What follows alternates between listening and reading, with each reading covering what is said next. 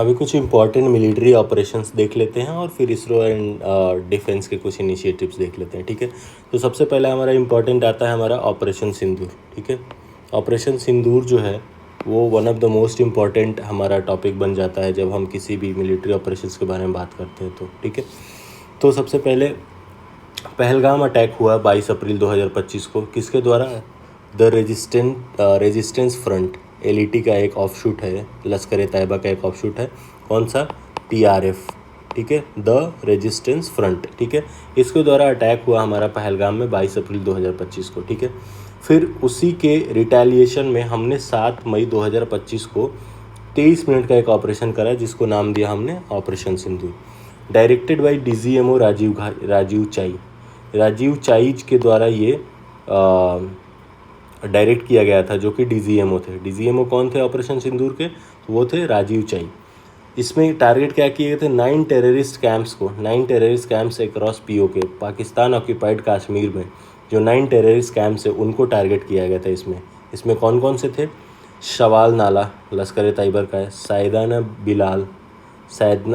बिलाल, ठीक है, जैसे मोहम्मद का है, बरनाला भीमबेर में है, मुरीद के एलिटी का जो हेडक्वार्टर है, इन सबको टारगेट किया गया था। पाकिस्तान काउंटर्स ऑपरेशन पाकिस्तान ने जो काउंटर ऑपरेशन करा उसका नाम क्या दिया उसने? बुनियाल अल मरसोंस, ऑपरेशन बुनियाल अल मरसोंस जो था वो ऑपरेशन का नाम था जो पाकिस्तान ने रिटेलिएशन में करा, ठीक है। रीनेमिंग हुई इसके, उसमें क्या क्या रीनेम हुआ? मुंबई का कार्नैक ब्रिज जो है उसको सिंदूर ब्रिज नाम दे दिया गया, ठीक है। मुंबई का जो कार्नैक ब्रिज है उसका नाम चेंज करके सिंदूर ब्रिज कर दिया गया, ठीक है। सिंदूर, ऑपरेशन सिंदूर को याद करने के, वो ऑपरेशन सिंदूर के उपलक्ष्य में, ठीक है। नेक्स्ट हमारा हुआ ऑपरेशन ब्लैक फॉरेस्ट। एक ऑपरेशन ब्लैक फॉरेस्ट भी हुआ है जो कि छत्तीसगढ़ में हुआ था। इसमें क्या हुआ?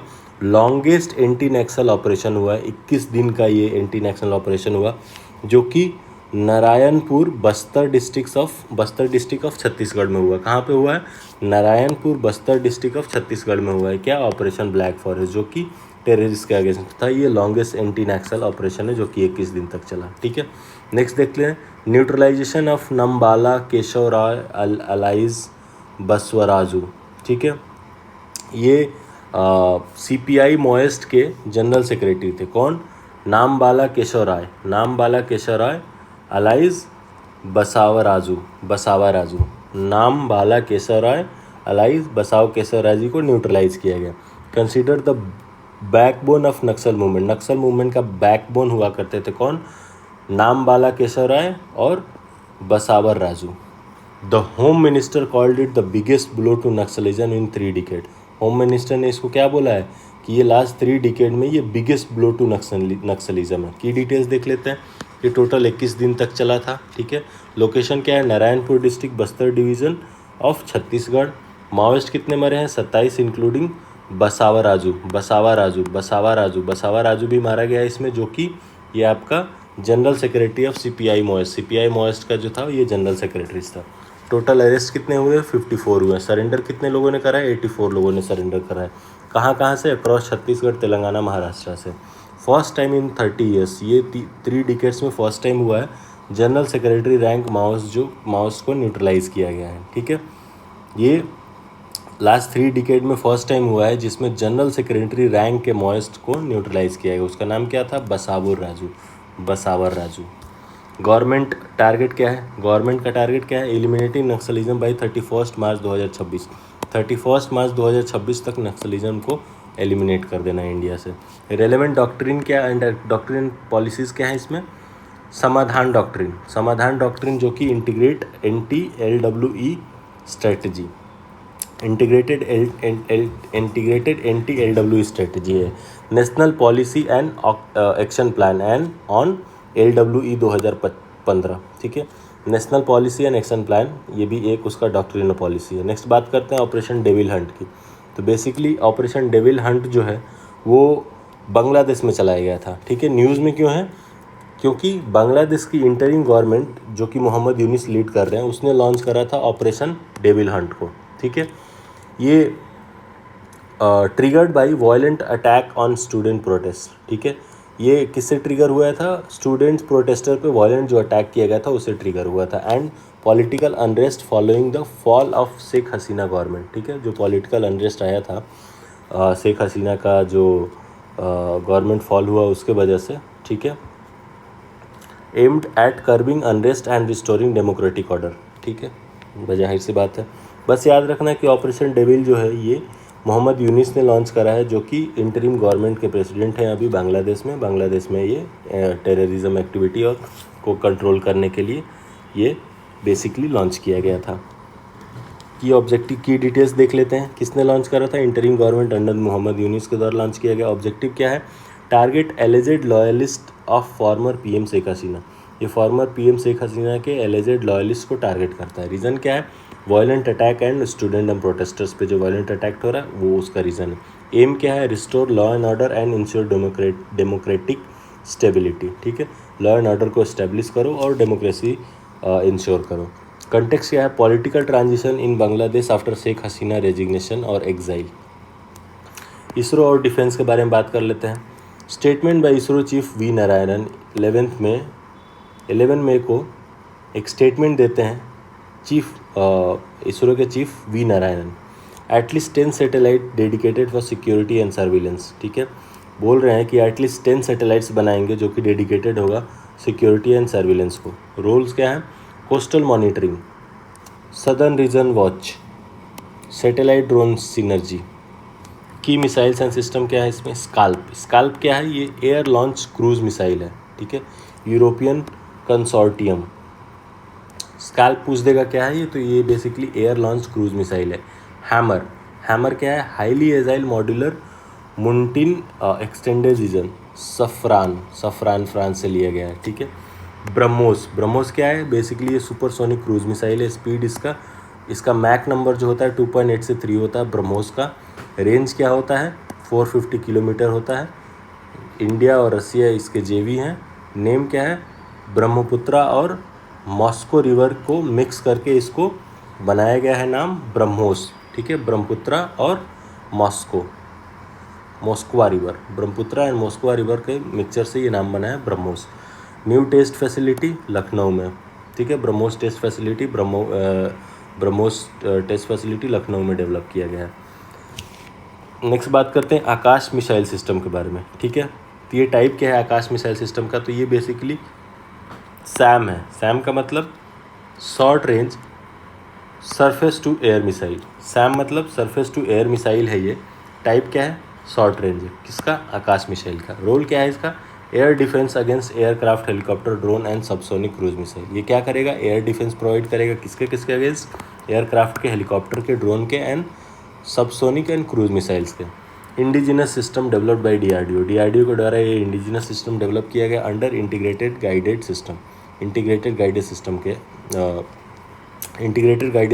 गाइडेड मिसाइल डेवलपमेंट प्रोग्राम के अंडर ये डीआरडीओ द्वारा डेवलप किया गया। क्या डीआरडीओ ने क्या डेवलप किया? आकाश मिसाइल, ठीक है। अगर पूछ ले कि आकाश मिसाइल सिस्टम किसने डेवलप किया? डीआरडीओ ने किया है। ये किस टाइप का है? ये तो short range surface to air missile है। रेंज क्या है इसका? 25 kilometre. Deployed with Indian army and air force के साथ इसको डिप्लॉय कर दिया गया है, ठीक है। S-400 ट्रैम्फ defence system. S-400 के डिफेंस सिस्टम के बारे में बात करते हैं। इसका निकनेम है सुदर्शन चक्र। याद रखना, बहुत ही न्यूज़ में था S-400 during this India and Pakistan war during operation Sindoor.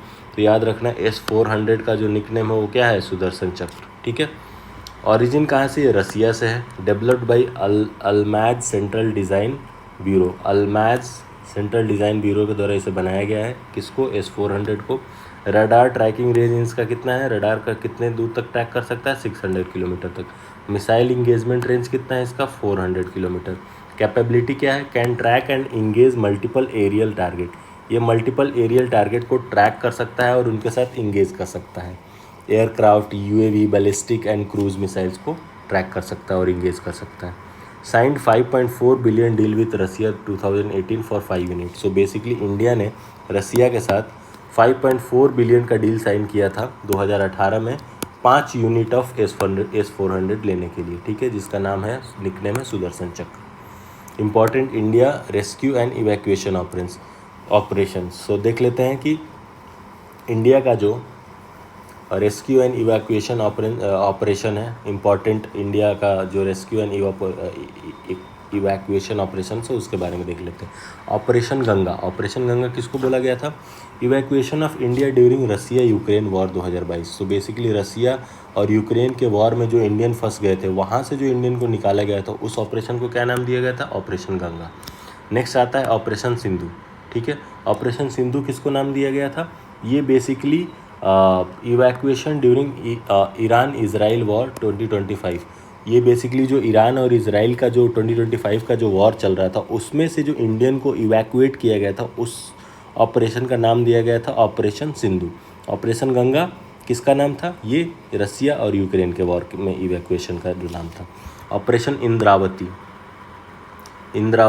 Indravati operation किसका नाम दिया गया है? ये basically evacuation of Indians from Haiti due to violence. Haiti से इंडियन को जो इवैक्यूएट किया गया उसका नाम दिया गया इंद्रावती। हैटी इंद्रावती, ये जो सिनोनिम्स हो रहा है ना, थोड़ा हैटी इंद्रावती से याद रख लेना। ऑपरेशन दोस्त operation Dost, Turkey Syria earthquake 2023 humanitarian and rescue mission. So basically Turkey और सीरिया में जो अर्थक्वेक आया था 2023 में, उसमें जो ह्यूमैनिटेरियन एड और रेस्क्यू मिशन चलाया गया था, उसका नाम दिया गया था operation Dost. Turkey Syria earthquake याद रखना। ऑपरेशन देवी शक्ति ऑपरेशन किसका नाम है?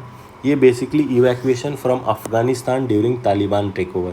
2021 में जो अफ़गानिस्तान को तालिबान ने टेक ओवर कर लिया था, उस टाइम पे जो इवैक्यूएशन किया गया था उसको ऑपरेशन देवी शक्ति बोला गया था। ठीक है, एक बार फिर से रिवाइज कर लेते हैं। Ganga Russia Ukraine war, Sindhu Iran Israel war, Indravati Haiti, operation Dost Turkey Syria earthquake, Devi Shakti Afghanistan Taliban take over. Other की ऑपरेशंस के बारे में बात कर लेते हैं। तो ऑपरेशन मेडमैक्स क्या है? By NCB narcotics, NCB disseminated transnational drug cartel. Basically MedMax एक ऑपरेशन चलाया गया नारकोटिक्स कंट्रोल ब्यूरो के द्वारा। उसमें क्या किया उसने? ट्रांसमिशनल ड्रग कार्टेल। ये बेसिकली किसको डिसमेंटल करा? ट्रांसनेशनल ड्रग कार्टेल को डिसमेंटल करा। भीष्मा ऑपरेशन चलाया गया। भीष्मा का फुल फॉर्म क्या है? भारत हेल्थ इनिशिएटिव फॉर सहयोग, मैत्री एंड अनुभव। India's portable hospital project, health diplomacy tool. तो बेसिकली मेडमैक्स जो है वो नारकोटिक्स को कंट्रोल करने के लिए एनसीबी ने चलाया था। भीष्मा ये बेसिकली हेल्थ डिप्लोमेसी टूल है। ठीक है, इंडिया का पोर्टेबल हॉस्पिटल प्रोजेक्ट। नेक्स्ट देखते हैं related conflict operations context Iran Israel war 2025। Iran Israel war में जो रिलेटेड कॉन्फ्लिक्ट ऑपरेशन है उसके बारे में ऑपरेशन राइजिंग लॉयन जो ईरान और इजराइल का वॉर हुआ था 2025 में, उससे रिलेटेड जो कुछ कॉन्फ्लिक्ट और ऑपरेशन है उसके बारे में देखते हैं। तो राइजिंग लॉयन जो था by Israel attack on Iran, Tehran, Tabriz, करमनस्तान। तो बेसिकली जो इजराइल ने ईरान पे अटैक किया था उस ऑपरेशन को उसने ऑपरेशन राइजिंग लॉयन नाम दिया था। ठीक है, ऑपरेशन मिडनाइट हैमर। ये ऑपरेशन मिडनाइट हैमर जो है ये यूएसए के द्वारा जो लॉन्च किया गया था ऑपरेशन, जिसमें टारगेट ईरानियन न्यूक्लियर बेसिस। ठीक है, जिसमें यूएस ने ईरान के न्यूक्लियर बेसिस को टारगेट किया था। उस ऑपरेशन का नाम यूएस ने क्या रखा था? Midnight hammer. ठीक है, ऑपरेशन ट्रू प्रॉमिस 3। जो ऑपरेशन ट्रू प्रॉमिस 3 जो ऑपरेशन का ट्रू प्रॉमिस 3 जो नाम है, वो ईरान ने जो इजराइल पे अटैक करा था, major missile retaliation on Israel. So basically जो इजराइल ने अटैक करा उसका नाम क्या था? Rising lion. जो ईरान ने करा उसका नाम क्या था? True promise. और जो यूएस ने ईरान का जो न्यूक्लियर बेसिस को उड़ाया उसका नाम क्या था? Midnight hammer. ठीक है, नेक्स्ट देखते हैं स्ट्रैटेजिक चुक पॉइंट्स। सबसे आता है स्ट्रेट ऑफ हॉर्मुज। क्या कनेक्ट करता है ये? पर्शियन गल्फ को कनेक्ट करता है गल्फ ऑफ ओमान या अरेबियन सी से। अगर पूछ ले कि स्ट्रेट ऑफ हॉर्मुज किसको किसको कनेक्ट करता है, तो बोलोगे कि पर्शियन गल्फ को कनेक्ट करता है गल्फ ऑफ ओमान या अरेबियन सी से। ठीक है, क्या करता है ये? 30% ऑफ ग्लोबल एलएनजी ट्रेड को ये हैंडल करता है। 30% of global LNG liquefied natural gas trade को ये हैंडल करता है 30%। इसके बॉर्डरिंग कंट्रीज़ कौन कौन से हैं? Iran, UAE, Oman. अगर पूछ ले कि स्ट्रेट ऑफ हॉर्मुज के बॉर्डरिंग कंट्री कौन कौन से, ईरान नॉर्थ में है, यूएई एंड ओमान जो है वो साउथ में है। ठीक है, स्ट्रेट ऑफ हॉर्मुज अगर ये है तो नॉर्थ में जो है वो ईरान है और साउथ में जो है ओमान एंड यूएई है। ठीक है, ये याद रखना है, और ये स्ट्रेट ऑफ हॉर्मुज है। बाब-इल मंदेब स्ट्रेट, बाब-इल मंदेब स्ट्रेट ये क्या करता है, रेड सी को कनेक्ट करता है गल्फ ऑफ एडन से। याद रखना, स्ट्रेट ऑफ हॉर्मुज क्या कर रहा था, पर्सियन गल्फ को गल्फ ऑफ ओमान या अरेबियन सी से कनेक्ट कर रहा था, और बाब-इल मंदेब स्ट्रेट क्या करता है, ये रेड सी को गल्फ ऑफ एडन से कनेक्ट करता है। बॉर्डर क्या क्या है, बॉर्डरिंग कंट्रीज क्या क्या है, येमेन, जिबूती और एरिट्रिया। येमेन, जिबूती और एरिट्रिया किसके बॉर्डर हैं, बाब-इल मंदेब स्ट्रेट के। Critical for red sea shipping lane, red sea में शिपिंग लेन जो है उसके लिए बहुत क्रिटिकल है बाब-इल मंदेब स्ट्रेट। नेक्स्ट देखते हैं, India UAE civil nuclear agreement. India ने यूएई के साथ सिविल न्यूक्लियर एग्रीमेंट साइन करा है, बहुत इंपॉर्टेंट है। ठीक है, बिटवीन एनपीसीआईएल, इंडिया का एनपीसीआईएल और यूएई का एमिरेट न्यूक्लियर एनर्जी कॉरपोरेशन। तो न्यूक्लियर एनर्जी एग्रीमेंट साइन हुआ है इंडिया का किसके साथ, यूएई के साथ। लोकेशन क्या है, Baraka nuclear plant, Baraka nuclear plant, Abu Dhabi. Other UAE update क्या है, launch 10 year blue residency visa for expert in green industry, NGO worker and professional. तो यूएई ने क्या किया है, 10 year blue residency visa launch करा है, किसके लिए, जो कि ग्रीन इंडस्ट्री में एक्सपर्ट हैं या एनजीओ वर्कर हैं या प्रोफेशनल्स हैं। इंडस वाटर ट्रीटी 1960 के बारे में बात कर लेते हैं। न्यूज़ में क्यों है, क्योंकि इंडिया पाकिस्तान टेंशन के वजह से वाटर शेयरिंग डिस्प्यूट, ये इंडिया वाटर का जो वाटर टेंशन, ऑपरेशन सिंदूर के टाइम, पहलगाम के टाइम पे जो था, उस टाइम पे अब ये जो इंडस वाटर ट्रीटी 1968 जो है ये बहुत चर्चा में आई थी। कब साइन हुआ था, 1960 में कराची में साइन हुआ था। ठीक है, ब्रोकर्ड बाई, कौन इसको ब्रोकर्ड करा था, किसके द्वारा ये साइन चेयर्ड किया गया था, वर्ल्ड बैंक के थ्रू हुआ था। सिग्नेटरी कौन से, जवाहरलाल नेहरू थे और अयूब खान थे, पाकिस्तान के प्रेसिडेंट अयूब खान थे और इंडिया के साइड से अपने प्राइम मिनिस्टर जवाहरलाल नेहरू थे। ठीक है, ओके। और वाटर शेयरिंग इसमें क्या था, ईस्टर्न रिवर जो 20% है, ईस्टर्न रिवर का 20% इंडिया को मिलेगा और पाकिस्तान को 80% ऑफ द वेस्टर्न रिवर को मिलेगा। ठीक है, ईस्टर्न रिवर का 20% इंडिया को, वेस्टर्न रिवर का 80% पाकिस्तान को। रिवर एलोकेशन जो वेस्टर्न रिवर है पाकिस्तान को मिलेगी, वेस्टर्न रिवर जो है पाकिस्तान को, Indus, Jhelum, Chenab. India allow non consumptive use. ठीक है, इंडिया जो है वो इसका नॉन कंजम्पटिव यूज़ अलाउड है, इसमें hydro power, irrigation with in limit ये सब यूज़ कर सकता है। पाकिस्तान को क्या मिला, IJC, इंटरनेशनल जुडिशियल कोर्ट। ठीक है, इंडस, झेलम और चेनाब। इंडिया को क्या मिला, RBC याद रखो और C को S से रिप्लेस कर दो, रावी, ब्यास, सतलज। ठीक है, ईस्टर्न रिवर इंडिया के खेमे में आई, वेस्टर्न रिवर पाकिस्तान के खेमे में आई, IJC, और उस IJC में भी इंडिया जो है नॉन कंजम्पटिव यूज़ के लिए अलाउड था। नेक्स्ट देखते हैं, institutional mechanism, permanent Indus commission बना था, एक कमिश्नर होगा from each country for dispute resolution and implementation के लिए। नेक्स्ट देखते हैं, major Indian project eastern railway पे क्या क्या है, भाखरा नांगल प्रोजेक्ट है जो कि सतलज पे है। ठीक है, इंदिरा गांधी कैनाल, राजस्थान कैनाल जो है ये सतलज और ब्यास पे है। एंटर कहाँ करता है, हनुमानगढ़, राजस्थान से एंट्री है, इसकी लेंथ कितनी है, 650 किलोमीटर।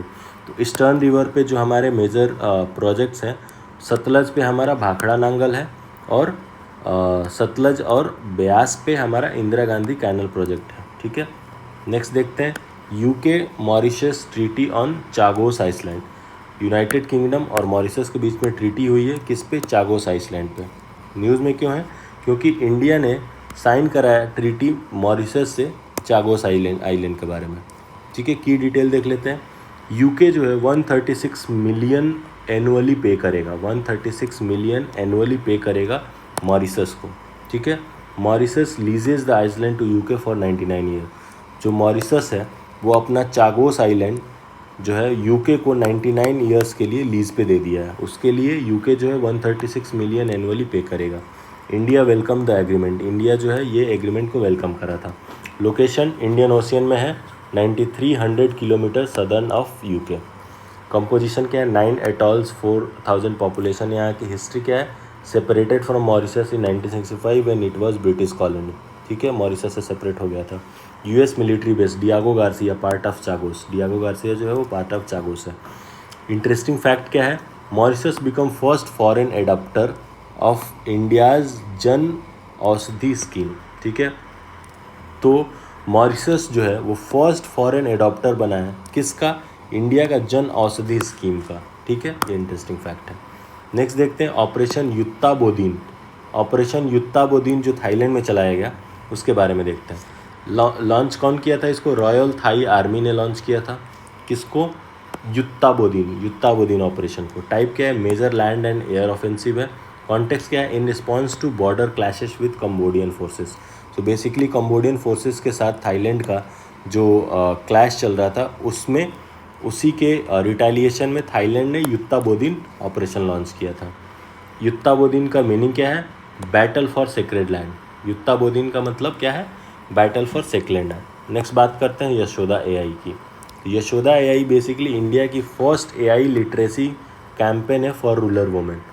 सो बेसिकली जो रूरल इंडिया में रहती हैं उन वहाँ की औरतों के लिए इंडिया का पहला लिटरेसी कैंपेन है, और क्या, यशोदा एआई। ठीक है, लॉन्च कौन किया है, नेशनल कमीशन फॉर वुमेन ने। ठीक है, ऑब्जेक्टिव क्या है, democratise AI education specially for rural women. Sagarmala finance corporation limited, SFCL, Sagarmala finance corporation limited. ठीक है, इसके बारे में बात करते हैं। ये क्या है, इंडिया का first maritime non banking financial corporation है। इंडिया का फर्स्ट NBFC है, India first maritime NBFC। NBFCs तो बहुत हैं अपने पास, लेकिन अगर पूछे कि फर्स्ट मैरीटाइम नॉन NBFC कौन है, ये सागरमाला है, सागरमाला फाइनेंस कॉरपोरेशन लिमिटेड। कौन इसको इनॉग्रेट करा, यूनियन मिनिस्टर सर्बानंद सोनोवाल ने इसको इनॉग्रेट करा। पर्पज़ क्या है, ये basically dedicated financing for maritime project under Sagarmala programme. So basically Sagarmala programme के अंडर में जितने भी फाइनेंसिंग होगी मैरीटाइम प्रोजेक्ट के लिए वो कौन देखेगा, सागरमाला फाइनेंस कॉरपोरेशन लिमिटेड देखेगा। ठीक है, नेक्स्ट